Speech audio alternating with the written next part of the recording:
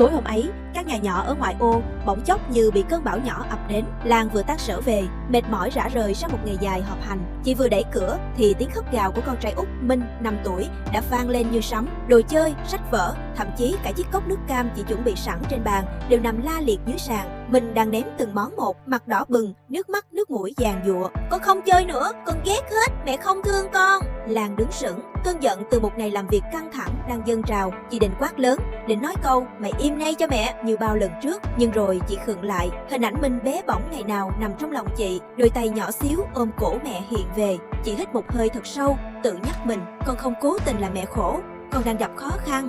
Chị chậm rãi cởi giày, quỳ một chân xuống sàn, ngang tầm mắt con. Giọng chị run run nhưng cố giữ bình tĩnh. Minh ơi, mẹ biết con đang rất giận, con giận lắm phải không? Minh vẫn khóc to nhưng không ném nữa. Nó nhìn mẹ, đôi mắt đỏ hoe, đầy oán trách. Lan dang rộng vòng tay, giọng nhẹ như ru. Mẹ ở đây, cho mẹ ôm con một chút nhé. Mình vùng vẫy, đẩy tay mẹ ra.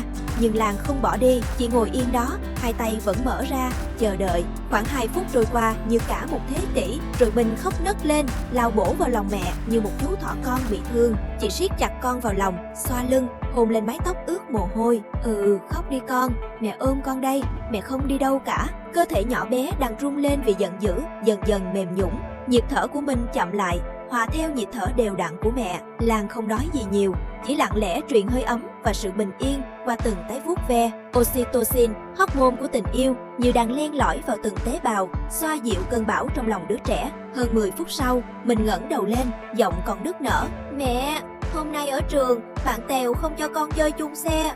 Con buồn, con tức quá. Lan mỉm cười, lau nước mắt cho con. Mẹ hiểu, con buồn vì không được chơi cùng bạn nên con giận và ném đồ. Nhưng con biết không, ném đồ và làm vỡ đồ sẽ khiến mọi người buồn hơn. Lần sau con giận, con có thể chạy đến ôm mẹ hoặc nói với mẹ, con đang rất tức, mẹ sẽ luôn nghe con. Minh gật đầu, dụi đầu vào ngực mẹ. Ánh mắt nó lúc này đã trong veo, không còn bướng bỉnh nữa. Đêm ấy, khi Minh đã ngủ say trong vòng tay, Lan ngồi lặng bên cạnh, nước mắt lặng lẽ rơi. Chị nhớ lại bao lần mình từng quát mắng, phạt con, tưởng rằng như vậy là dạy con nên người.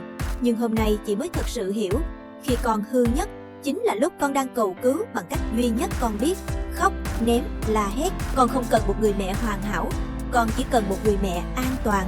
Từ đó, mỗi khi cơn bão của Minh kéo đến, Lan không còn hoảng loạn nữa. Chị chọn kết nối trước, chỉnh sửa sau.